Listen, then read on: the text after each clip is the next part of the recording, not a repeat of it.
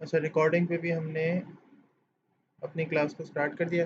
ठीक है, और इंशाल्लाह मैं कोशिश करता हूँ कि अभी ये जो रमज़ानों के कम से कम जो या 5 से 7 दिन रह गए हैं, तकरीबन इतने जो दिन रह गए, ठीक है, तो कोशिश करते हैं कि इन दिनों के अंदर हम वीडियोज़ जो है ना सारी आप लोगों की, वो अपलोड करने का इंतज़ाम कोई ना कोई करें। सारी नहीं तो कम से कम जो पिछली रह गई थी, जो मैंने कहा था कि हम क्लासरूम से यूट्यूब पे आएँगे, तो वो कम से कम अपडेट हो जाएँ। और साथ-साथ जो प्रीवियस जितना भी करंट लेक्चर तक है, मैं कोशिश कर रहा हूँ कि हम कुछ दिनों में ये जो सारा मामला है, इसको कर सकें। क्योंकि ये ज़ाहिर आप लोगों को प्रॉब्लम हो रही होगी, मुझे बिल्कुल इस बात का अंदाज़ा, और मैं ये 1-2 दिन बहुत ज़्यादा बिज़ी चल रहा था और बिल्कुल भी वक़्त नहीं निकल पा रहा था, वरना मैं लास्ट लेक्चर भी अपलोड नहीं कर सका और कुछ 1-2 लेक्चर्स लास्ट के अपलोड नहीं हो सके, जस्ट बिकॉज़ ऑफ दैट कि टाइम वगैरह का बिल्कुल भी जो है ना वो अवेलेबल होना बहुत ज़्यादा मुश्किल हो गया था।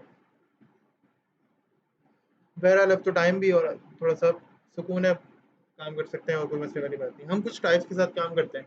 हमने लास्ट क्लास में वेरिएबल्स के बारे में डिस्कस किया था, that variables are like containers. Variables containers की तरह होते हैं, ये खुद में कुछ वैल्यूज़ स्टोर करते हैं। मैंने एग्ज़ाम्पल आई थिंक एडिशन की दी थी, अगर मुझे सही से याद है। एडिशन की एग्ज़ाम्पल दी थी एक छोटी-सी, ताकि समझने में आसानी हो। मैंने कहा था कि लेट्स से मैं किसी से कहूँ, या मैं अपने किसी भी इंसान की बात करता हूँ, मैं अपनी कंप्यूटर की या किसी मशीन की बात ही नहीं कर रहा। मैंने कहा कि मैंने किसी भी इंसान से मतलब मैंने उस दिन भी आई थिंक किसी किसी ह्यूमन बीइंग की एग्ज़ाम्पल दी थी। आई थिंक आमिर का नाम लिया था मैंने। तो मैंने कहा, मैंने आमिर को कहा कि 2 वैल्यूज़ को ऐड कर दो। मैंने आमिर ने कहा, कौन-सी 2 वैल्यूज़? मैंने कहा, आमिर 2 और 4 को, या 5 और 4 को, या 3 और 5 को। तो आमिर ने कहा कि 3। अब इसने वैल्यूज़ सुनी, इसने मैंने उससे कहा 2 वैल्यूज़ को ऐड कर दो। ये प्रॉब्लम स्टेटमेंट है, ठीक है? मैंने आपको बताया प्रॉब्लम स्टेटमेंट पे एनालिसिस कैसे करते हैं। तो आपने कहा कि भाई 2 वैल्यूज़ को ऐड करना, ये प्रॉब्लम स्टेटमेंट है, यही क्वेश्चन है, यही प्रॉब्लम आ रही है, ठीक है? ये सॉफ्टवेयर्स बनते क्यों हैं? जब प्रॉब्लम्स आती हैं। ज़ाहिर है ऐसे तो कोई फ़ारिग नहीं है जो बस सॉफ्टवेयर बनाने बैठा हुआ हो, ठीक है? या हर किसी के पास इतना फ़ारिग टाइम नहीं है, बहुत सारे लोग बहुत सारे कामों में बिज़ी होते हैं। सॉफ्टवेयर डेवलपर्स भी बहुत ज़्यादा बिज़ी लोग होते हैं, ऐसा नहीं है कि ज़िंदगी के अंदर बिल्कुल ही फ्री हैं, ठीक है? और ये सॉफ्टवेयर्स क्यों बनता है? क्योंकि ज़रूरत पेश आती है, नीड होती है, ठीक है? ऐसी प्रॉब्लम्स होती हैं जिनको फ़ेस कर रहे जिनको हमारी जो ऐसी यानी ऐसी ऐसी क्रेव ऑफ पीपल है, ऐसे लोग हैं, ऐसा सेक्टर है जो कि प्रॉब्लम्स को फेस करता है ना, तो उनका हल निकालना उनके बस उस वो जो क्रीम ऑफ पीपल है, वो जो एक नॉर्मल लोग हैं, एक लेमैन है, उसके बस में नहीं है, वो नहीं कर सकता। They they don't have all those necessary equipments कि वो उन सारी चीज़ों का हल निकाल सकें, ठीक है? लेट्स से किसी को अगर बात करते हैं, कंप्यूटर की बात करते हैं। ब्लेज़ पास्कल है। ब्लेज़ पास्कल ने क्या किया था, सबसे पहले कंप्यूटर अगर आप देखो ना, तो वो ब्लेज़ पास्कल ने बनाया था, ठीक है? और कंप्यूटर क्या बनाया था, उसने कैलकुलेटर बनाया था। हुआ ये था कि वो अपने फ़ादर की जो कंपनी में उनके साथ एक दिन गया था। मतलब बच्चे शौक-शौक में कहते हैं कि हमें भी जाना है, तो वो अपने फ़ादर के साथ उनकी कंपनी में गया था एक दिन। तो उसे बहुत शौक था कि उसके फादर जो थे वो अकाउंटेंट थे। अब उसे बहुत शौक था कि वो भी कुछ ऐसा काम करे। आई थिंक तुम लोगों ने यार 8-9 क्लास में पढ़ा है, मैंने तो 8 क्लास के अंदर ही पूरी हिस्ट्री पढ़ी है, कंप्यूटर साइंस के अपने सब्जेक्ट के अंदर, कि वो अपने फादर के साथ उनके ऑफ़िस गया, तो उसने देखा कि उनका जो कैलकुलेशन का काम है, वो किस तरह से होता है। तो उसने क्या किया, इसको समझते-समझते वो काम करने लगा, ठीक है? उसने सीखा, उसने कहा कि मुझे ये काम सीखना है, उसने काम सीखा, फिर उसने क्या किया, अपने करियर में आगे चल के कैलकुलेटर, द फर्स्ट कैलकुलेटर जो बना है ना, वो उसने बनाया, ठीक है? एबाकस आप लोगों ने सुना होगा, बहुत अ, हमारी हमारी 6 क्लास 7 क्लास के टीचर जो थे, उन्होंने क्या किया था, उस वक़्त हम लोग जनरेशंस पढ़ते थे, super computers, first generation, second generation, third generation, ठीक है? और वो पुराने कंप्यूटर्स जो इतने बड़े-बड़े होते थे कि अगर उनकी एक हार्ड ड्राइव भी जो होती थी, वो आपके लेट्स से आधे रूम को कवर करती थी, और वो हार्ड ड्राइव कितनी बड़ी होती थी? 8 जीबी की। पहले कंप्यूटर्स कितनी हार्ड ड्राइव की, मैंने अपना पहला कंप्यूटर खरीदा, उसकी रैम थी 256 एमबीज़ की, नॉट जीबीज़, 256 एमबीज़, और उसके अंदर हार्ड डिस्क थी आई थिंक 60 जीबी, और मैं फ़ख्र करता था, मतलब मैं कहता था कि बेहतरीन है, मैं कहता था कि मेरे दोस्तों में सबसे ज़्यादा जो हार्ड ड्राइव है ना, वो मेरे पास है। 60 जीबी रैम, 60 जीबी रोम है मेरे पास, और 256 एमबीज़ की हार्ड ड्राइव थी। उसको जब मैंने अपग्रेड कराया था 512 पे, 512 पे। तो मैं ये सोच रहा था कि यार मैं पता नहीं कोई बहुत ही हवाओं में उड़ रहा हूँ, ठीक है? और मतलब फर्स्ट कंप्यूटर लिया था तो इस तरह का कुछ होता था।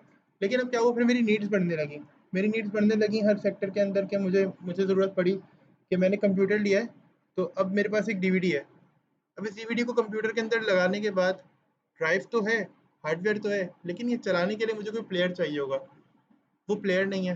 तो मुझे किसी ने बताया ऐसा करो, लेट्स से मेरे फ़ोन की वीडियो थी उस वक़्त, जब जब कंप्यूटर्स ये जब मैंने कंप्यूटर लिया तो मेरे पास स्मार्टफ़ोन नहीं था, ठीक है? नॉर्मल वाला जो हमारा टाइप बटन्स वाला टच कीपैड्स वाला फ़ोन होता है, वो फ़ोन था मेरे पास। इवन कब मेरे पास तो फ़ोन था ही नहीं, मेरे फ़ादर के पास था बेसिकली फ़ोन। लेकिन ज़ाहिर है मेरे फ़ादर का फ़ोन भी एक तरह से मेरा ही फ़ोन कहलाएगा, ठीक है? तो लेट्स से मेरे पास वो फ़ोन था मेरे फ़ादर का, अब अगर मैं उसको यूज़ कर लेता कभी उनकी परमिशन से, तो वो फ़ोन था मेरे कभी-कभी इख्तियार में आने वाला। तो उस फ़ोन के अंदर लेट्स से अगर मैंने कोई वीडियो बनाई, ठीक है? मैंने शौक-शौक में मैंने वीडियो बनाई और मैंने वो कॉपी करने कंप्यूटर में, अब वो प्ले नहीं हो सकती थी, क्यों? क्योंकि सॉफ्टवेयर नीडेड था।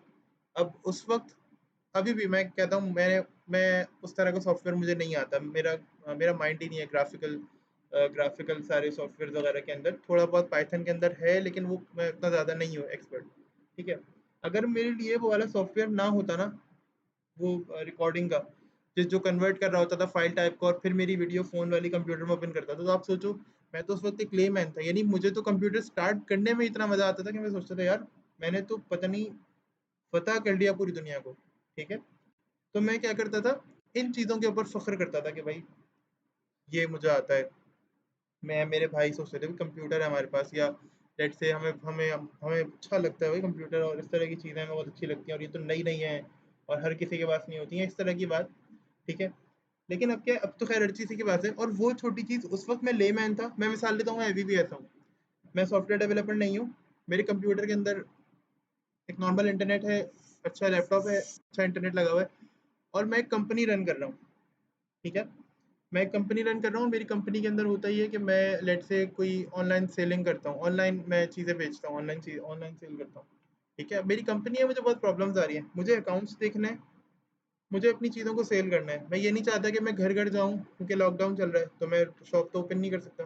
मैं ये नहीं चाहता मैं घर-घर जाऊँ और घर-घर जाके नॉक-नॉक करूँ कि सर प्लीज़ मेरे आइटम्स बाय कर लें, सर मेरे पास ये चीज़ें हैं, सर मेरे पास ये स्टॉक है, सर मेरे पास इलेक्ट्रॉनिक्स के ये आइटम्स हैं, मैं आपके घर पे भिजवा सकता हूँ। सर मेरे प्लीज़ घर आके चेक कर लें, मेरा स्टॉक यहाँ है, मेरा स्टॉक ला लेट्स से मेरा स्टॉक आयशा मंज़िल पे रखा हुआ है, मेरा स्टॉक लेट्स से करीमाबाद पे रखा हुआ है, मेरा स्टॉक लेट्स से औरंगी में कहीं रखा हुआ है, ठीक है? मैं ये नहीं कर सकता। इसमें मेरा एक्सपेंस काफ़ी लगेगा। अगर मैं लेट्स से अपने अपने इलाके की बात करूँ, सही है? मेरा रोज़ा है, मैं दिन भर में कितने घर घूम लूँगा? मैं 4 से 5 जो अपने घर के करीब जो घरों की लाइन है, उनको देख लूँगा, ठीक है? मैक्सिमम कितना कर लूँगा। लेकिन अगर मैं यही बात करूँ कि कोई सॉफ्टवेयर मेरी हेल्प करे, तो वो क्या करेगा? वो तो पूरी दुनिया को देख सकता है। मैं अगर उसे लाइव कर दूँ तो वो क्या होगा? वो पूरी दुनिया से मुझे कस्टमर्स कनेक्ट करके देगा, और किस तरह कनेक्ट करके देगा कि वो कस्टमर्स बाकायदा मेरी प्रोडक्ट्स को बाय कर सकते हैं। तो यहाँ पे किसने हेल्प की? मेरी एक सॉफ्टवेयर डेवलपर ने हेल्प की, मेरी सॉफ्टवेयर इंजीनियर ने, या लेट्स से कोडर ने हेल्प की। सही है? तो आप लोग भी इस तरह से, मैं बेसिकली एग्जांपल जो देना देना चाह रहा हूँ वो ये एग्जांपल है। अब हम जो टाइप्स की बात कर रहे हैं कि डेटा कंटेनर और वो सब, मैं सिर्फ एक कंटिन्यूएशन लेकर आना चाह रहा था ताकि हम लास्ट क्लासेस से और जितनी भी हमने क्लासेस अभी ली हैं इसके ऊपर, प्रोग्रामिंग के ऊपर, मैं ये चाह रहा हूँ कि आप अपनी लॉजिक्स जो है ना वो अभी से सिंटैक्स को देखो, समझो कि किस तरह से काम हो रहा है। देखो यहाँ पे, अगर समझो ना, यहाँ पे कुछ नए टॉपिक्स हैं, मैं कोशिश ये करता हूँ कि मैं जावास्क्रिप्ट में जितनी ज़्यादा ये कॉन्सेप्ट्स करा सकूँ, मैं कराऊँ। इसलिए अभी तुम लोगों को ऐसा पॉसिबल भी है कि तुम लोगों को ज़्यादातर प्रॉब्लम होगी ही नहीं, मेरी कोशिश ये रही है। जावास्क्रिप्ट में मैंने कोशिश की है कि इतना ज़्यादा कर दूँ कि मैं कम से कम प्रॉब्लम्स फेस करने को आए अब। बस अब ये क्या करेंगे, हम इफ एल्स के अंदर नेस्टिंग कर देंगे। जावास्क्रिप्ट में अंदर हमने नहीं किया है। फॉर लूप में हम नेस्टिंग करेंगे, पैटर्न्स बनाएंगे अब इंशाल्लाह, जो कि मैंने जावास्क्रिप्ट में नहीं की। अब कुछ चीज़ें हम थोड़ी सी आगे बढ़ाएंगे। यहाँ 2 से 3 टॉपिक्स हैं जो नए हैं आप लोगों के लिए, बिल्कुल ही नए होंगे, जिसमें 2D एरेज यानी मल्टी डायमेंशनल एरे, इसके अलावा पॉइंटर्स, स्ट्रिंग्स और कुछ फाइल हैंडलिंग के फंक्शंस हैं वो। सिर्फ ये कुछ चीज़ें नई हैं, ठीक है? ये चीज़ें हम जो है वो कवर करेंगे अपने टॉपिक्स के अंदर इंशाल्लाह इन क्लासेस के अंदर, और ये चीज़ें आप लोगों को देखनी है। बाकी अच्छा, स्ट्रिंग्स और पॉइंटर्स भी जो है वो कॉन्सेप्ट्स बेस्ड हैं, ठीक है? हर जगह यूज़ नहीं होते, लेकिन आपको आने चाहिए। हम उसकी भी एग्जांपल्स बुक से देख लेंगे, उसको समझना अच्छी बात है, लेकिन हाँ, मैं ये खुद कह रहा हूँ कि हाँ, अच्छी बात है, उसको समझो, उसका कॉन्सेप्ट लेना ज़्यादा ज़रूरी है बनिस्बत उसका कोड करना। उसका कॉन्सेप्ट ज़्यादा बेहतर है, उसका कॉन्सेप्ट ज़्यादा ज़रूरी है, तो हम उसका कॉन्सेप्ट ज़रूर करेंगे, ठीक है। बाकी स्ट्रिंग्स भी अच्छे हैं, सही है। और हम उसके बाद क्या करेंगे, हम ये करेंगे कि हम पैटर्न्स भी सीखेंगे। पैटर्न सी लैंग्वेज के अंदर बहुत ज़्यादा यानी फर्स्ट अगर आपको पैटर्न आता है तो एक लेट से बहुत अच्छा एक आपका इम्पैक्ट पड़ता है। हम पे इम्पैक्ट क्या पड़ता है, एकदम से कभी गलती से क्या पता आप इंटरव्यू के लिए जा रहे हो, वो आपसे कहते हैं पैटर्न बना दो। स्टैटिक के साइंस के थ्रू, काउंटिंग के थ्रू, स्टैटिक्स के थ्रू लोग पैटर्न्स बना लेते हैं, तो हम वो देख लेंगे पैटर्न वगैरह जो है वो किस तरह से बनता है। ये कुछ टॉपिक्स रहेंगे हमारे। हम स्टार्ट करेंगे आज अर्थमेटिक ऑपरेटर से, फिलहाल आज अर्थमेटिकल ऑपरेटर्स देखेंगे और फिर रिलेशनल ऑपरेटर्स देखेंगे आज, ठीक है। और फिर नेक्स्ट क्लास में हम अगर हो सका तो हम अपनी कंडीशंस की तरफ जाएंगे। कंडीशंस के अंदर हम आपके जो टर्नरी ऑपरेटर्स होते हैं, जो लॉजिकल ऑपरेटर्स होते हैं, वो देखेंगे इंशाल्लाह। तो इसी तरह से हमारा जो सिलेबस है वो कुछ आगे बढ़ेगा। आमिर कुछ कहना चाह रहे हो तो कहो। हैंड रेस किया है आमिर ने। और हुज़ैफ़ा जो है वो हमारी इस मीटिंग से गायब हो गए। यार हुज़ैफ़ा से कोई कांटेक्ट करे, उससे क्या है कि ज्वाइन करे क्लास।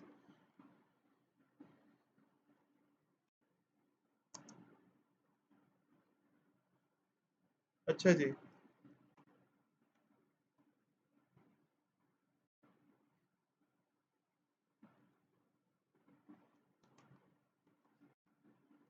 हमने लास्ट क्लास में आप लोगों को बताया था कि ये क्या होता है और include dot S T D I dot H क्या होता है, और ये मेन और इसके ब्रैकेट्स जो हैं वो ये क्या होते हैं। तो उम्मीद है कि मुझे, अगर आप लोगों को दोबारा कभी मसला है। जी। क्या रिपीट कर दें। हाँ, मैं बता रहा हूँ, मैं बता देता हूँ। अच्छा, include dot S T D I dot H जो है वो बेसिकली हमारी हेडर फाइल होती है। और जब भी हम कोई प्रोग्राम लिख रहे होते हैं तो क्या होता है, उस प्रोग्राम के अंदर हमने कोई ना कोई हेडर फाइल या लाइब्रेरीज जो है वो ऐड करानी होती हैं। और जब लाइब्रेरीज ऐड करानी होती है तो उसका मकसद ये होता है, उनका जो मकसद होता है वो ये होता है कि आपने हेडर फाइल्स जो ऐड करानी है, या लेट से जो भी मैं हेडर फाइल। यार आमिर, अच्छा एक मिनट रुको, अच्छा एक मिनट रिवर रुकिएगा। मैं जो हेडर फाइल है वो इंक्लूड इसलिए करा रहा होता हूँ ताकि आप क्या कर सकें, अगर कोई फंक्शन आपने ऐसा यूज़ करना है जो प्री डिफाइंड है, जाहिर है। अगर हम बात करें फंक्शंस की, तो हमने फंक्शंस पढ़े थे, उसके अंदर क्या होता है, कोड ब्लॉक होता है। एक कोड होता है, उसके अंदर पहले से जो फंक्शनैलिटी है वो डिफाइंड होती है, ठीक है। हमने क्या करना होता है, उसको मज़ीद आगे लेके चलना होता है। और जब हम मज़ीद उसको आगे लेके चलते हैं तो उसमें हमें कुछ चीज़ें और भी देखने को मिलती हैं, यानी कुछ चीज़ें हमें हम ऐड करते हैं उसके अंदर। हम कुछ चीज़ें ऐड करते हैं, इस सिलसिले के अंदर हमें वो फंक्शन मिलता है पहले से बना हुआ, हम उसे यूज़ करते हैं।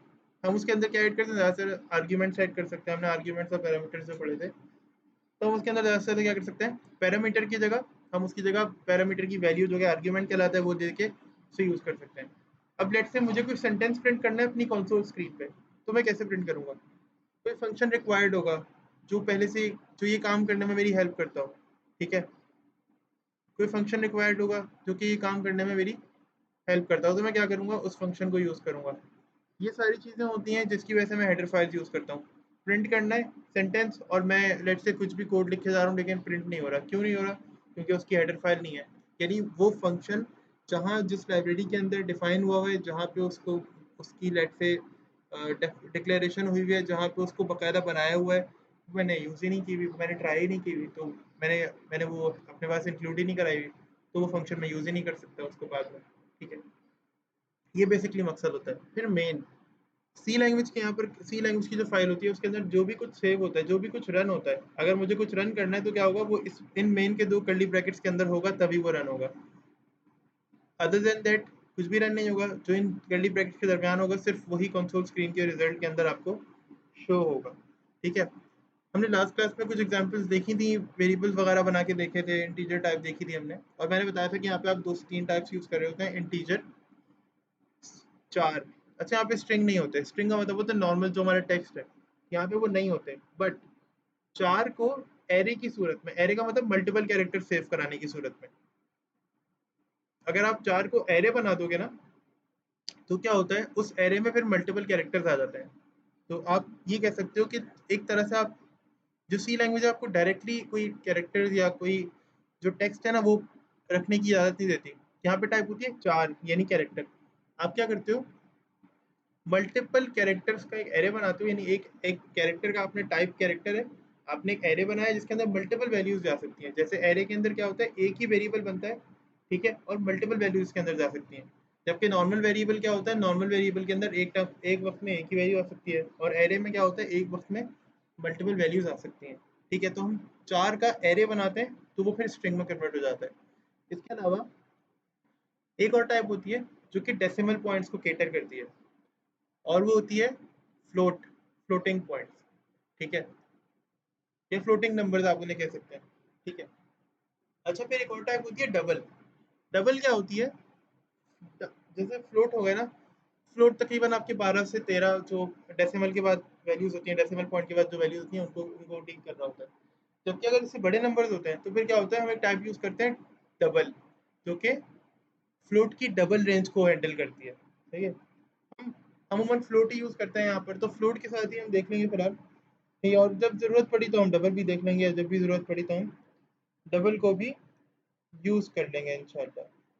सही है जी। अच्छा फिलहाल एक छोटी छोटी सी एग्जांपल कर लेते हैं स्टार्ट करने के लिए। सबसे पहले ऐसा करते हैं कि इंटीजर बना लेते हैं, या लेट से हम चार बना लेते हैं। एक छोटी सी एग्जांपल बना लेते हैं जिसके अंदर क्या करते हैं, कोई नेम्स प्रिंट करा देते हैं, एज प्रिंट करा देते हैं, लेट से सैलरी प्रिंट करा देते हैं किसी भी स्टूडेंट की, या फिर नेम एज परसेंटेज वगैरह प्रिंट करा देते हैं किसी स्टूडेंट की। ठीक है, तो मुझे नेम लेना है यूज़र का, मुझे नेम लिखना है यहाँ पे। मैं क्या करूँगा, या मैं चाह रहा हूँ मेरी नेम भी है ना यूज़र यूज़र इनपुट के थ्रू, और मैं आपको डायरेक्टली यही सिखा देता हूँ कि यूज़र इनपुट ही कैसे करता है। तो मैं कैसे करूँगा, CHAR चार, जो कि टाइप है, इसकी फुल फॉर्म कैरेक्टर होती है, लेकिन यहाँ पे इसका जो कीवर्ड है वो चार है। ठीक है, और लेट्स से वेरिएबल का नाम मैंने रख दिया नेम। अब क्योंकि एरे है तो स्क्वायर ब्रैकेट्स आएंगे, और इन स्क्वायर ब्रैकेट्स के अंदर क्या होगा, इसकी लिमिट के कितने कैरेक्टर्स हैं। तो लेट से मैं कह देता हूँ, यानी कितनी इसके अंदर वैल्यूज आएंगी, कितना एरे के अंदर कितनी वैल्यूज हैं। तो इस एरे ऑफ चार के अंदर लेट से मैं कह देता हूँ 20 कैरेक्टर्स आ जाने चाहिए, सेमीकोलन। फिर मैंने कहा इंटीजर टाइप, और मैंने कहा यहाँ पे हम ले लेते हैं एज, यहाँ पे भी हमें जो है उसे सेमीकोलन करके और बस आगे बढ़ते हैं। फिर मैंने कहा कि हम्म,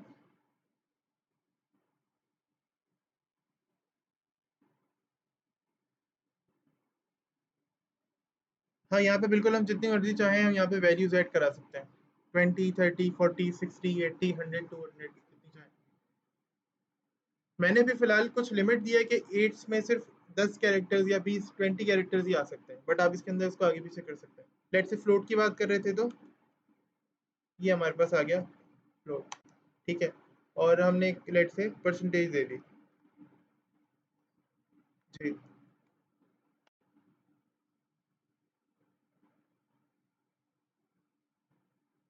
इंटीजर,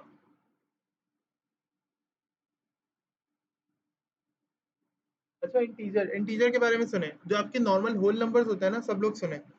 जो हमारे पास होल नंबर्स होते हैं ना नॉर्मल, उन्हें हम क्या कहते हैं, इंटीजर्स कहते हैं। जो हमारे पास डेसिमल पॉइंट्स होते हैं वो फ्लोट होते हैं। ठीक है, और जो हमारे पास टेक्स्ट है जो कि स्ट्रिंग की फॉर्म में, जो कि नॉर्मल ABCDEFG ए से ले A to Z या नॉर्मल, ठीक है, ये जो चीज़ है इनको हम स्ट्रिंग कहते हैं। ठीक है, इसे स्ट्रिंग कहते हैं। सी लैंग्वेज में स्ट्रिंग्स अलाउड नहीं होते, स्ट्रिंग्स को सपोर्ट नहीं करती क्योंकि सी लैंग्वेज, इसलिए हम क्या करते हैं, चार का एरे बनाते हैं। यानी जो चार है ना, चार जो एक टाइप है, इसमें मल्टीपल वैल्यूज ना। स्ट्रिंग्स कौन होते हैं, स्ट्रिंग्स वो वेरिएबल्स होते हैं, स्ट्रिंग वो टाइप होती है वेरिएबल की। अच्छा, एक सबसे पहले तो टाइप की एक मिसाल दे देते हैं। लेट से मैंने कुछ चीज़ रखनी है, अभी मेरे पास एक बैग है जिसके अंदर मैं लैपटॉप रखता हूँ। अब ये लैपटॉप है मेरे पास 15 इंच, ठीक है, 15 इंच चाहिए। और मसला ये है कि मेरे पास बैग नहीं है। अभी मैं बैग का कह रहा था, मेरे पास बैग है उसमें लैपटॉप रखता हूँ, लेकिन अभी प्रॉब्लम ये है मेरे पास बैग नहीं है और मेरे पास सिर्फ मेरा वॉलेट है। तो क्या मेरे वॉलेट के अंदर जो जिसमें हम अपने पैसे वगैरह रखते हैं, क्या मेरे वॉलेट में ये लैपटॉप आ सकता है, जिस पे मैं अभी आप लोगों को पढ़ा रहा हूँ, 15 इंच का लैपटॉप है ये, क्या उसमें ये लैपटॉप आ सकता है, बताओ। सब लोग बताएं, सब लोग बताएं। आई थिंक सिर्फ एक स्टूडेंट तो क्लास में नहीं है।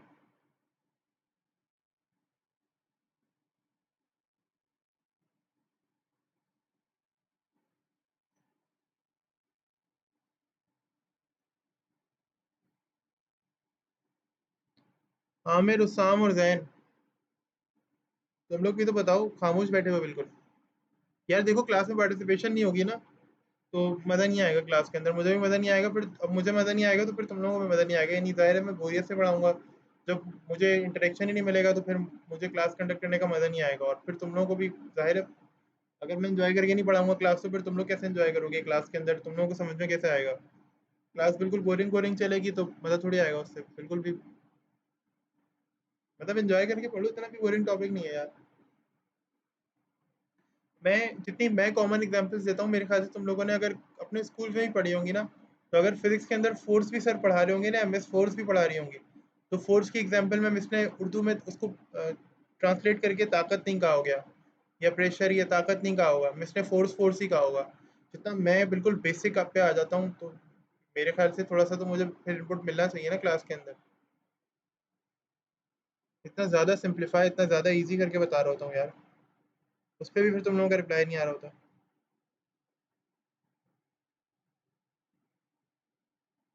क्वेश्चन रिपीट कर दे माशाल्लाह। सर आपने क्या अपने स्पीकर्स बंद किए हुए हैं शाम? मैं ये कह रहा हूँ कि मेरे पास एक वॉलेट है, और क्या ये मेरा 15 इंच का लैपटॉप मेरे वॉलेट में आ सकता है?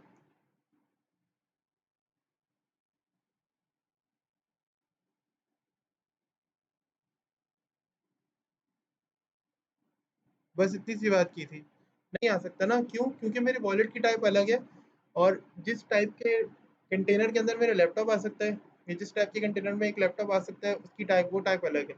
ठीक है। एक वॉलेट की टाइप क्या है, ज़्यादा से ज़्यादा वो कुछ पैसे कंटेन कर लेगा, ज़्यादा से ज़्यादा मैक्सिमम।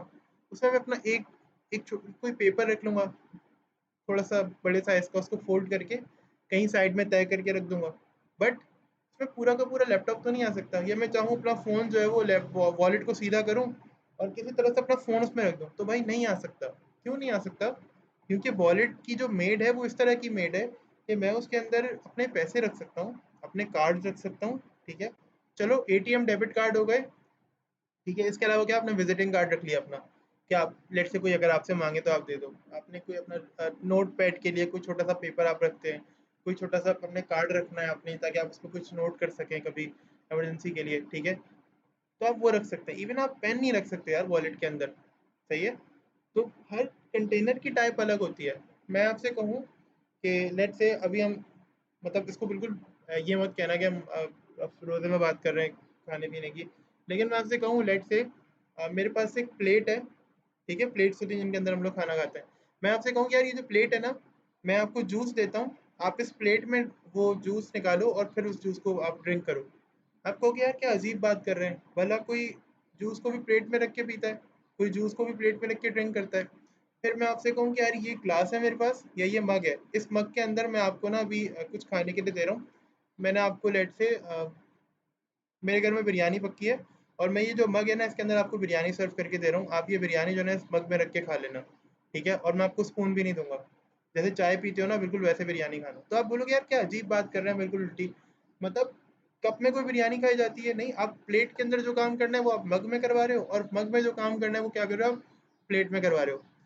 मसला ये है, ये दोनों चीज़ें, जो चीज़ ड्रिंक करनी थी उसकी टाइप अलग है, उसका कंटेनर जो है ना, जिस टाइप के कंटेनर के अंदर वो चीज़ रखी जाती है ड्रिंक करने वाली, वो अलग है। जो चीज़ खानी थी, जो चीज़ ईट करनी थी, ठीक है, उस टाइप का जो कंटेनर है, यानी जो बिरयानी है, लेट्स से जो भी फूड है हमारा, उसके लिए हम प्लेट्स या इस तरह की चीज़ यूज़ करते हैं। बट अब जूस के लिए या कोई ड्रिंक है, उसके लिए क्या यूज़ करोगे? उसके लिए कोई मग, कोई कोई जग, या कोई कोई लेट्स से कोई ग्लास यूज़ करोगे। सही है। हर टाइप का डाटा अपना रिस्पेक्टिव उसी टाइप का कंटेनर मांगता है। ठीक है, जैसे एग्जांपल हमने लैपटॉप की दी, जैसे एग्जांपल हमने कोई लेट से बिल्कुल हमने खाने वगैरह की दी, कि आप किस तरह का खाना, किस तरह का फूड, किस तरह का टाइप ऑफ फूड आप किस तरह के, किस टाइप ऑफ कंटेनर के अंदर आप रख सकते हो। ठीक है, थोड़ी सी टाइप्स और बातें हुई। तो अब मैं टेक्स्ट को इंटीजर में नहीं रख सकता, मैं इंटीजर्स को रख सकता हूँ कैरेक्टर्स में, बट इन्वर्टेड कॉमास के अंदर, वैल्यूज इन्वर्टेड कॉमास के अंदर आएंगी। ठीक है, उनको प्रिंट किया जाएगा इन्वर्टेड कॉमास के अंदर, उनको प्रिंट एज अ टेक्स्ट ही किया जाएगा, उनके अंदर अर्थमेटिकल और रिलेशनल फंक्शंस परफॉर्म नहीं किए जा सकते। ठीक है, इस बात को लाजमी ध्यान में रखना है। सही है, हम फिलहाल हमने कुछ टाइप्स अर्थमेटिक ऑपरेटर्स जो होते हैं, जैसे प्लस माइनस मल्टीप्लाई डिवाइड, ये जो फंक्शन हम करते हैं ना, बनाते हैं, इस तरह के फंक्शंस कभी भी टेक्स्ट वाली जो टाइप्स होती है उनके अंदर यूज नहीं किए जा सकते। ठीक है, अगर आप यूज करेंगे दो चीज़ों को प्लस कर देंगे।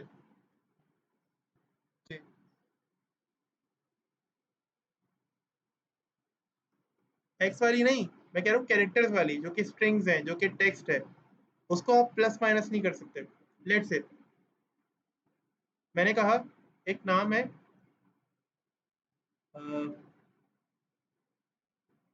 लेट से एक नाम है अली हमजा। क्या नाम है? अली हमजा। अब इन दो नेम्स को अगर मैं ऐड करूंगा तो क्या बनेगा? अली हमजा बनेगा, कोई नया नाम नहीं बन जाएगा। ठीक है, मैंने लिखा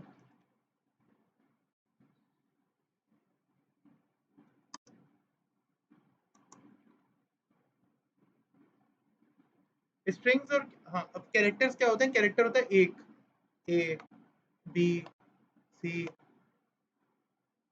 डी ई, ये कैरेक्टर्स हो गए। लेकिन अगर इन्हीं को मिला देना तो ये स्ट्रिंग बन गया। बस इनको मिला के एक साथ लिख दो तो स्ट्रिंग बन गया। और ये अलग अलग होते हैं तो कैरेक्टर्स होते हैं। कैरेक्टर्स के अंदर आपके ये डॉट आ गया, ठीक है, डॉट कॉमास और इस तरह के जो स्पेशल कैरेक्टर्स जो होते हैं वो आ गए। ठीक है, फिर आपके ये सारे characters eight the rate and और ये जो सारी चीज़ें होती हैं ये सारे कैरेक्टर्स आ जाते हैं। ठीक है, ये सब कैरेक्टर्स होते हैं। स्पेशल टाइप ऑफ कैरेक्टर्स भी है, जैसे लेट से एट, ये सारे कैरेक्टर्स हैं, ये सारे कैरेक्टर्स आ गए। ठीक है, ये कैरेक्टर्स के अंदर होते हैं। नॉर्मली अगर आप देखें तो ये सारे कैरेक्टर्स के अंदर होते हैं। अब हम दो नेम्स को ऐड कर रहे हैं। जी भाई, कैरेक्टर्स होते हैं ये वाले, A B C.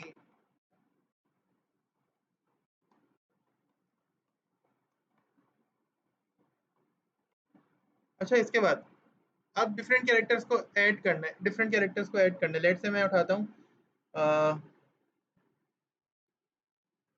Different characters को नॉर्मल, हाँ बिल्कुल। अब जब हम सी लैंग्वेज के अंदर डिफरेंट कैरेक्टर्स को ऐड करते हैं तो फिर वो एक स्ट्रिंग की सूरत इख्तियार कर लेता है। जैसे ऊपर लिखा हुआ है अली, ठीक है, तो अली कैसे बना? मैंने इन ए बी सी डी में से क्या उठाया? ए उठाया, एल उठाया, ठीक है, और फिर मैंने क्या किया? इस ए बी सी डी में से मैंने आई उठा लिया, तो क्या बन गया मेरे पास? अली बन गया। इस तरह से क्या कर सकते हैं हम? स्ट्रिंग्स बना। अब अपनी मर्जी का मैंने कैरेक्टर उठा लिया, लेकिन ये तो हम खुद ही से करेंगे। मैं मिसाल ये दे रहा हूँ कि सी लैंग्वेज तो क्या चीज़ अलाउड करती है? सी लैंग्वेज इसे अलाउड नहीं करती। डायरेक्टली सी लैंग्वेज मुझे स्ट्रिंग लिखने को अलाउ करती है, नहीं करती? नहीं करती। बट ये कहता है कि आप क्या करो, ये वैल्यूज एंटर करो। सी लैंग्वेज में मैं इसको सपोर्ट करूंगा। ठीक है, और सी लैंग्वेज के अंदर फिर हम सी लैंग्वेज से क्या करते हैं? हम चालाकी करते हैं। हम कहते हैं यार सी लैंग्वेज ऐसा बताओ कि तुम एरेज को तो एक्सेप्ट करती हो ना? उसने कहा हाँ, एरे को तो एक्सेप्ट करती हूँ या करता हूँ, वट एवर। ठीक है, मैंने कहा बस ठीक है, एरे को एक्सेप्ट अगर तुम करते हो ना तो मुझे ना बस एरे चाहिए। मैं 3 वैल्यूज़ का एरे बना दूँगा, 3 कैरेक्टर्स का एरे बना दूँगा, तो स्ट्रिंग की सूरत वो इख्तियार कर लेगा। ठीक है, तो नॉर्मल टेक्स्ट होता है जो जैसे नेम लिखना है मुझे, सेंटेंस पास करना है कोई एक, let's say I am a good boy या आई एम गुड स्टूडेंट, मुझे सेंटेंस पास करना है। ठीक है, तो ये सेंटेंस पास करने के लिए मैं क्या करता हूँ? कैरेक्टर्स का ही, बहुत सारे कैरेक्टर्स का एक एरे बना लेता हूँ। उससे होता क्या है? मैं पूरा सेंटेंस पास कर सकता हूँ। ठीक है, किसी भी वेरिएबल की वैल्यू में। जैसे मैं अभी आपको पास करके दिखा देता हूँ। अभी मैं यहाँ पे एक नेम पास करके दिखा देता हूँ आपको। ठीक है, जबकि नॉर्मल जो कैरेक्टर्स होते हैं उसके अंदर at the rate, asterisk, and और ये सारी चीज़ें भी यूज़ होती हैं। अच्छा, अब हम ट्राई करते हैं ये सारी चीज़ें। लेट से मैं यूज़र से कहता हूँ कि यार हेलो, हेलो यूज़र, तो मैं प्रिंट एफ यूज़ करूँगा।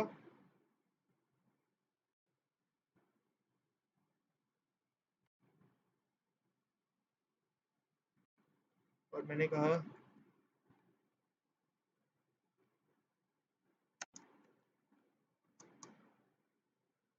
प्रिंट एफ हम इसलिए यूज़ करते हैं क्योंकि इसकी फुल फॉर्म है प्रिंट फॉर्मेट।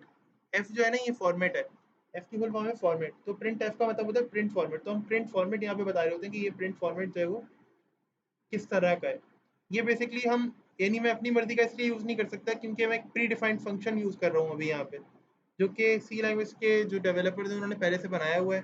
ठीक है, तो मैं इसमें चेंजेस नहीं कर सकता, इसीलिए मुझे इनका ही ये वाला फंक्शन यूज़ करना पड़ता है और मैं अपना फंक्शन यहाँ पे नया डिफाइन खुद से नहीं कर सकता। ठीक है, सही, प्रॉब्लम कोई? Hello user. ठीक है, और मैं इससे कहता हूँ कि आप क्या करो, अपना कोई एंटर योर डिटेल्स।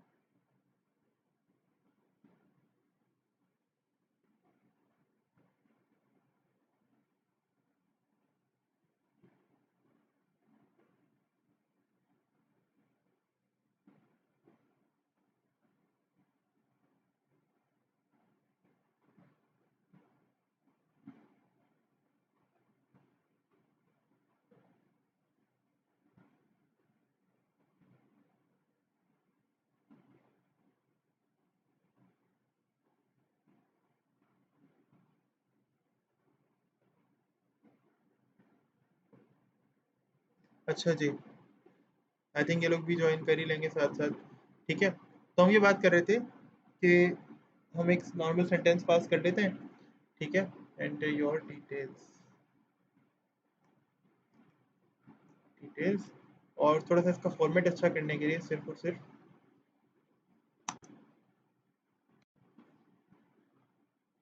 सिर्फ इसका फॉर्मेट अच्छा करने के लिए बस। अब मैं यहाँ पे क्या कर लेता हूँ, मैं यहाँ पे लेट से कोई भी यूज़र है, मैं उससे ना कुछ वैल्यूज़ इनपुट करा लेता हूँ कि जी आप ऐसा करो, कुछ वैल्यूज़ एंटर करो। तो कैसे होंगी वो वैल्यूज़? मैं मुझे ये कहना है कि आप यूज़र अपना नेम एंटर करें, और अभी यहाँ पे ना मुझे कुछ लाइन्स की स्पेस देनी है।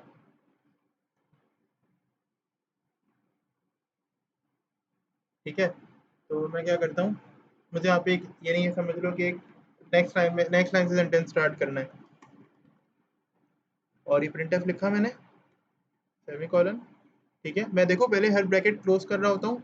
इससे पहले भी जो लैंग्वेज हमने पढ़ी है मैं कोशिश करता हूँ पहले ब्रैकेट्स क्लोज करें। आप लोगों ने भी ब्रैकेट्स का खास ख्याल रखना है, ब्रैकेट्स मिसिंग ना हो। ठीक है, so be careful about those brackets, क्योंकि ये ब्रैकेट्स बहुत ज़्यादा प्रॉब्लम्स करते हैं, बहुत ज़्यादा प्रॉब्लम करते हैं। यहाँ पे लिख दिया मैंने, एक्सप्रेशन एंटर नेम, मैंने ये बैकस्लैश साइन दिया ताकि क्या हो, अब जो नेम हो वो लास्ट नेक्स्ट लाइन में प्रिंट हो। ठीक है, और अब क्या करोगे, स्कैन एफ, और आप यूज़र से उसका नेम प्रिंट करवाओगे।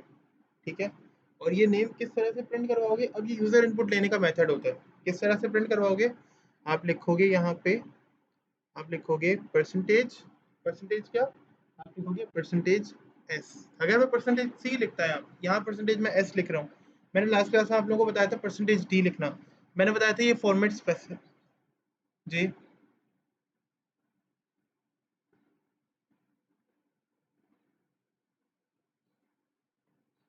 मैं बता रहा हूँ, ये जो मैंने स्कैनअप लिखा है, ये बेसिकली मैंने यूज़र इनपुट की वजह से लिखा है, ताकि क्या हो, मैं यूज़र इनपुट ले सकूँ। अभी मुझे ज़ाहिर है ये नेम जो है वो यूज़र से लेना है, यूज़र से मतलब अभी तो ज़ाहिर है मैं खुद ही एप्लीकेशन ही यूज़ करूँगा जब ये कंपाइल होकर एग्जीक्यूट होगी। तो मैं क्या करूँगा, ये यूज़र, यानी मैं कोड से नहीं लिखना चाह रहा, मैं ये नेम लेना चाह रहा हूँ, जब एग्जीक्यूट हो जाए एप्लीकेशन अभी रन हो रही है उस टाइम पे ये यूज़र एंटर करे। ठीक है, तो मैं वो यूज़र से एंटर करवाने के लिए स्कैनएफ यूज़ करता हूँ। स्कैनएफ का मतलब होता है स्कैन फॉर्मेट, यानी किस तरह से यूज़र से वैल्यू स्कैन होगी, यूज़र इनपुट लेने का तरीका होता है, जो कि आप प्रॉम्प्ट और टेक्स्ट बॉक्सेस यूज़ करते हैं अपनी डिज़ाइनिंग के अंदर। तो अब हम यहाँ पे क्या यूज़ करेंगे, स्कैनएफ से यूज़र्स जो है ना वो इनपुट दिया करेंगे। ठीक है, तो अब मैं यहाँ पे परसेंटेज एस प्रोवाइड कर रहा हूँ। परसेंटेज एस फॉर्मेट स्पेसिफायर है, यानी कौन से फॉर्मेट के अंदर डाटा आ रहा है उस फॉर्मेट को स्पेसिफाई करने वाला फॉर्मेट स्पेसिफायर कहलाता है। यहाँ पे परसेंटेज एस यूज कर रहा हूँ। परसेंटेज एस का मतलब है कि हम यहाँ पर कौन सा डाटा ले रहे हैं, हम यहाँ पे कौन सा डाटा भी यहाँ पर इनपुट ले रहे हैं, स्ट्रिंग डाटा, जो कि 4 का एरे होता है, यानी मल्टीपल कैरेक्टर्स को जो ऐड करने पे बनता है स्ट्रिंग, वो स्ट्रिंग हम इनपुट ले रहे हैं। तो मैंने यहाँ पे लिखा एम्परसेंड और उसके साथ नेम। यहाँ पे एम्परसेंड लिखना लाजमी है, एम्परसेंड नहीं लिखेंगे तो फिर इनपुट नहीं होगा सही से, क्योंकि इनपुट लेने के लिए हमें एम्परसेंड लिखना होता है। ठीक है, देन उसके बाद आप क्या करो, प्रिंटफ प्रिंटफ बैकस्लैश एन, उसी तरह से आप लिखें एंटर योर एज और देन फिर बैकस्लैश एन। ठीक है, ताकि आप नेक्स्ट लाइन के अंदर अब जो स्कैन एफ करो वो नेक्स्ट लाइन से हो, अच्छा सा फॉर्मेट ताकि हम लेके चल रहे हैं, ताकि जो फॉर्मेट एट द एंड वो सही हो, अच्छा हो। तो परसेंटेज डी, क्योंकि हम इंटीजर ले रहे हैं तो percentage D, comma M percent के साथ एज, क्योंकि एज वहाँ कैपिटल। परसेंटेज एस स्ट्रिंग्स के लिए स्ट्रिंग के लिए यूज करते हैं। देखिए ऊपर हमने कैरेक्टर डी इंटीजर्स के लिए, बिल्कुल। अच्छा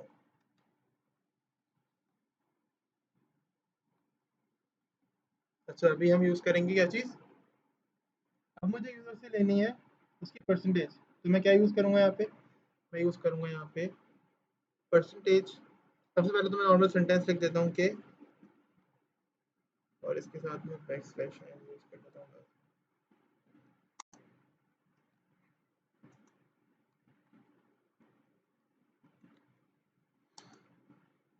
ताकि नेक्स्ट लाइन में इनपुट आए।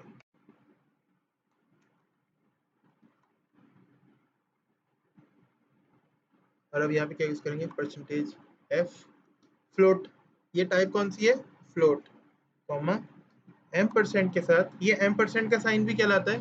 ठीक है, आप लोग आमतौर पे इसे एंड का साइन कहते हो, लेकिन ये एम परसेंट का साइन भी होता है। ठीक है, और ये वेरिएबल कौन सा था, परसेंटेज, तो परसेंटेज। स्कैनएफ से हम यूजर इनपुट लेते हैं, जब भी हमें यूजर इनपुट लेना होता है तो क्या करते हैं, हम स्कैनएफ को यूज कर रहे होते हैं। परसेंटेज एफ का मतलब होता है भाई, तो percentage F, percentage S, percentage D, ये क्या है, फॉर्मेट स्पेसिफाइड है। लेकिन यहाँ पे हम कौन सा फॉर्मेट स्पेसिफाई कर रहे हैं, यहाँ पे हम फ्लोट का फॉर्मेट स्पेसिफाई कर रहे हैं कि आप क्या करोगे, अभी एक फ्लोट वैल्यू का इनपुट लोगे, यानी वो डेसिमल पॉइंट्स वाली वैल्यू होगी जिसका आप इनपुट लोगे। ठीक है, अच्छा अभी मुझे क्या करना है, जाहिर है मुझे जो ये वैल्यूज हैं ये प्रिंट करनी है। तो ये वैल्यूज प्रिंट किस तरह से होती हैं ये भी देख लें। अब मुझे वैल्यूज के साथ, यानी जो स्टेटमेंट है ना, वो मुझे प्रिंट करनी है बट विद वैल्यूज। तो अब मैं क्या करता हूँ, प्रिंटर। मुझे लग रहा है आज सिर्फ ये फॉर्मेट समझने में ही ना क्लास भी फिलहाल निकल गई हमारी, काफ़ी टाइम हो गया। सही है, तो लेट से मैं लिख देता हूँ your name is, your name is और दिस। और मैंने यहाँ पे क्या लिखा, मैंने भी बताया था परसेंटेज क्या कौन सा यूज़ करूँगा, एस। ठीक है, कॉमा, और क्या लिखा यहाँ पे, नेम। और मैंने कहा जी अब ऐसा करो, इसको बैक स्लैश एन के थ्रू, जी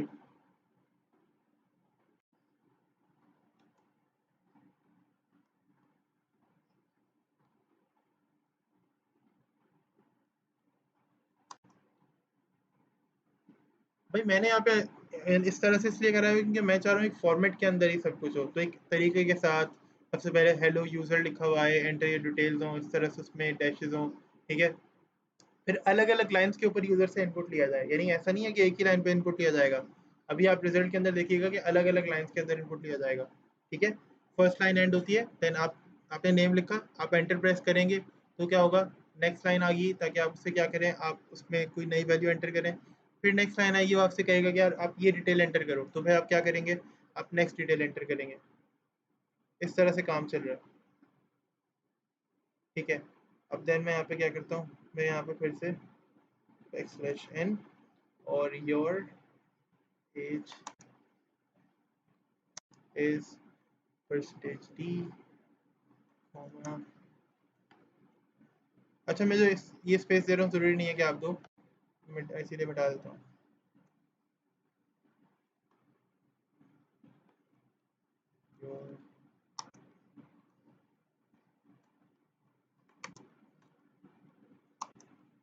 परसेंटेजेस, तो फॉर्मेट स्पेसिफायर कौन सा, परसेंटेज एफ कॉमा और परसेंटेज। सेव कर लेते हैं कंट्रोल एस। और हमने लास्ट क्लास में क्या पढ़ा था जी,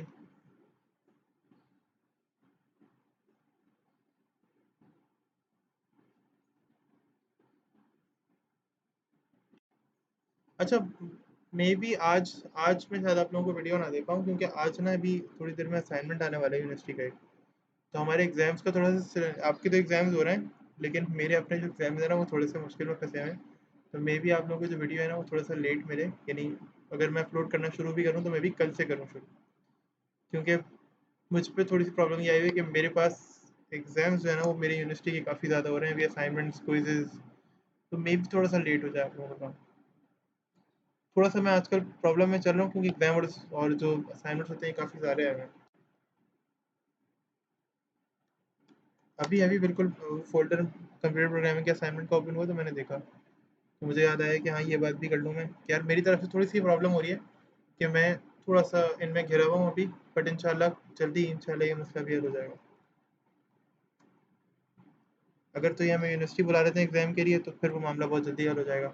अच्छा डॉट सी के साथ हमने फाइल सेव करनी है लाजमी हमेशा, ठीक है। अगर डॉट सी के साथ सेव नहीं करोगे तो मसला ये होगा कि ये डेव सी प्लस प्लस है, ठीक है। बेसिकली ये सी प्लस प्लस की प्रोग्रामिंग के लिए लोग यूज़ करते हैं ज़्यादातर, इसका नाम इसीलिए डेव सी प्लस प्लस है, ये सी प्लस प्लस की प्रोग्रामिंग के लिए यूज़ किया जाता है। ये आपकी फ़ाइल को नॉर्मल फॉर्मेट पे जो कि सी प्लस प्लस का फॉर्मेट है उस पर सेव कर देगा। फिर आप फाइल रन करते रहोगे, एरर्स आएंगे क्योंकि वो एरर्स सी प्लस प्लस के एरर्स होंगे। सी लैंग्वेज का कंपाइलर उनको समझ ही नहीं पाएगा, क्योंकि जब आप डॉट सी करके फिर कंपाइल करोगे तो क्या होगा, कंपाइल सी वाले ही रूल्स के साथ होगा। F11 प्रेस कर लेते हैं, ठीक है। हम F9 से करते हैं कंपाइल। मतलब ये एक मिनट हो गया था। मतलब ये कि इंक्लूड एस टी आई, हाँ मेरा मतलब ये है कि अगर आप डॉट सी यूज़ नहीं करेंगे ना अपनी फाइल को सेव करते हुए, यानी मैंने मैंने जैसे लिखा प्रोग्राम डॉट सी, ठीक है। अगर आप ये नहीं करेंगे तो क्या होगा, प्रॉब्लम बस क्या आएगी कि आपको वो ये कहेगा कि यार आपने ना सही यूज़ नहीं किया हुआ, आपने कंपाइलर सही यूज़ नहीं किया हुआ, आपके पास ये एरर्स हैं, सिंटेक्स में प्रॉब्लम बहुत ज़्यादा आएंगी। तो डॉट सी करना लाजमी है ताकि as a C, as a program. जी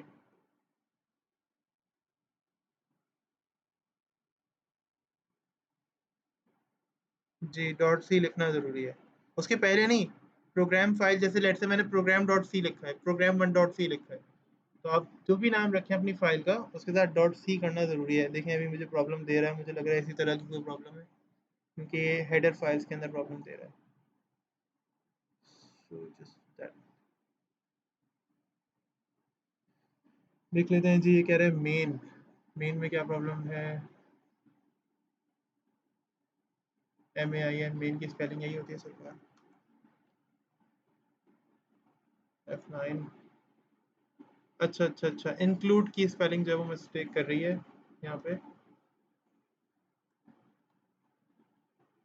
सड़क पे बैठ के कौन क्लास ले रहा है ये रोड पे बैठ के, रोड के पास कौन क्लास ले रही है। आमिर तुम रोड पे बैठ के क्लास ले रहे हो क्या। Include S T D I dot H, F9 press करते हैं, ठीक है। कंपाइलेशन हो गई लेकिन अभी भी ये मुझे कुछ एरर्स दे रहा है, दोबारा से कंपाइल करते हैं प्रोग्राम को अपने। और F9, तो देखें अभी भी ये कंपाइलेशन के अंदर प्रॉब्लम दे रहा है। ये मुझे कह रहा है कि अभी इवन मेन के अंदर मुझे प्रॉब्लम दे रहा है। अब मेन के अंदर ही मुझसे कह रहे हैं कि यार आपने ना गलती की है, आप मेन को छोटा करो। अब मैंने मेन की स्पेलिंग में प्रॉब्लम की थी तो मसला ये था, इसको मेन मेथड जो है वो मिल नहीं रहा था।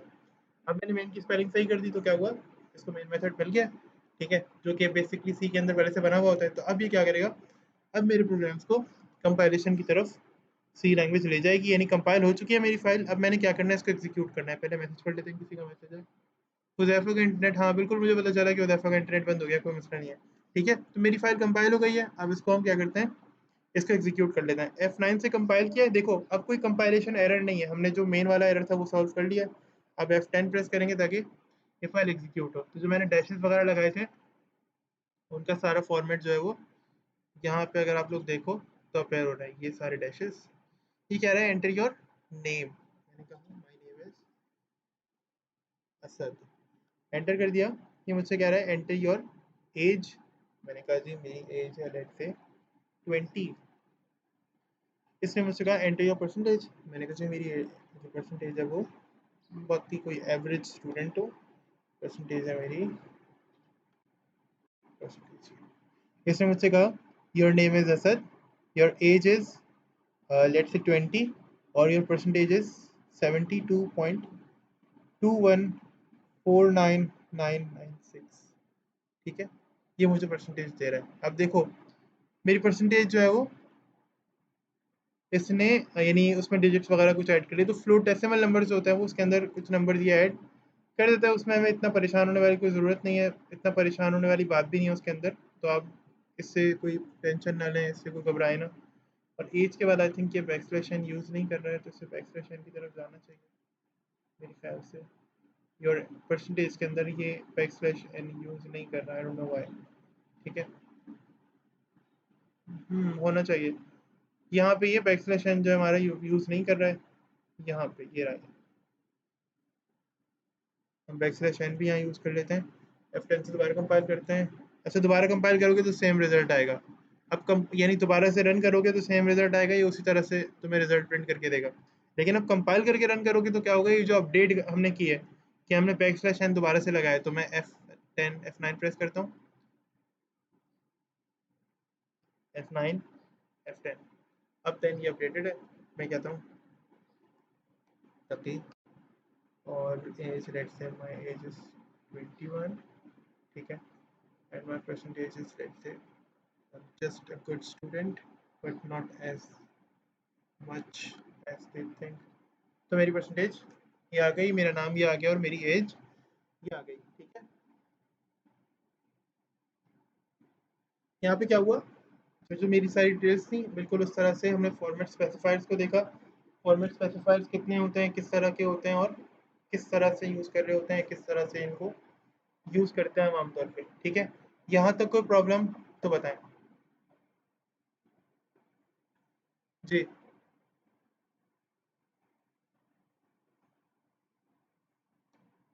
हम अरिथमेटिक ऑपरेटर्स और रिलेशनल ऑपरेटर्स जो हैं वो नेक्स्ट क्लास में ही देखेंगे। अब टाइम काफ़ी ज़्यादा हो गया है मेरे ख्याल से, क्योंकि 6:05 हो रहे हैं और मुझे इन लोगों ने कहा है भाई कि सर बच्चे परेशान हो जाते हैं, आप क्लासेस थोड़ी छोटी करें। मैं आप लोगों को बता ही चुका हूँ। टॉपिक अरिथमेटिक ऑपरेटर्स हैं, रिलेशनल ऑपरेटर्स हैं, तो हम वो टॉपिक पूरा मैं चाह रहा हूँ कि एक ही क्लास में हो। तो ऐसा करते हैं कि नेक्स्ट क्लास के अंदर वो टॉपिक करते हैं। और एक और बात, स्ट्रेंथ क्लास की बहुत कम है। मैं आप लोगों की क्लास की स्ट्रेंथ यार काफ़ी ज़्यादा कम आ रही है, और मैं इसीलिए इस बात को बार बार डिस्कस कर रहा हूँ कि अपनी क्लास की स्ट्रेंथ को बढ़ाएं। आपकी क्लास में सिर्फ एक स्टूडेंट है जिन्होंने मुझसे कहा हुआ है कि वो कुछ दिन नहीं आएंगी। बाकी नताशा ने मुझसे कहा था कि आई थिंक वो आउट ऑफ सिटी हैं, तो वो इसलिए नहीं आ रही हैं। बट अगर किसी की उनसे बात हो, अरीबा आप मेरे ख्याल से कांटेक्ट कर सकती हैं। अगर आपकी उनसे बात हो तो उनसे कहें कि आप फ़ोन से भी क्लासेस ले सकती हैं। आपकी क्लास में मुझे अंदाज़ा है कि काफ़ी स्टूडेंट्स हैं जो फ़ोन से क्लासेस ले रहे होते हैं, तो आप उनसे कहें कि फ़ोन से क्लासेस ले सकती हैं जी।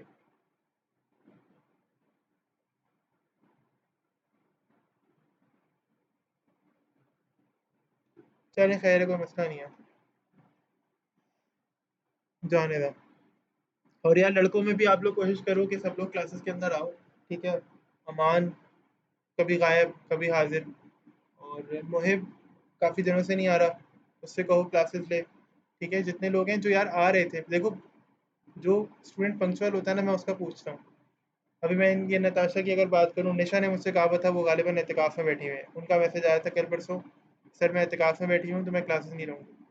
देखो पंक्चुअल जो होते हैं ना स्टूडेंट्स, मुझे वही याद रहता है आमतौर पे। तो अगर आप पंक्चुअल हो, मुझे जैसे ये अमान की बात कर रहा हूँ, अमान पंक्चुअल था बीच में, बट अभी ये थोड़ा सा आई थिंक केयरलेसनेस हो रही है या फिर मुश्किल हो रही है, थोड़ी प्रॉब्लम्स आ रही हैं, लेकिन क्लासेस नहीं ले रहे। जो लोग क्लासेस नहीं ले रहे हैं क्लासेस लें यार, आप लोगों का फ़ायदा है। सोचो आप लोगों को एबटेक नहीं आना पड़ रहा, रमज़ानों में आप लोग खुद मुझसे कह रहे थे सिर्फ सेंटर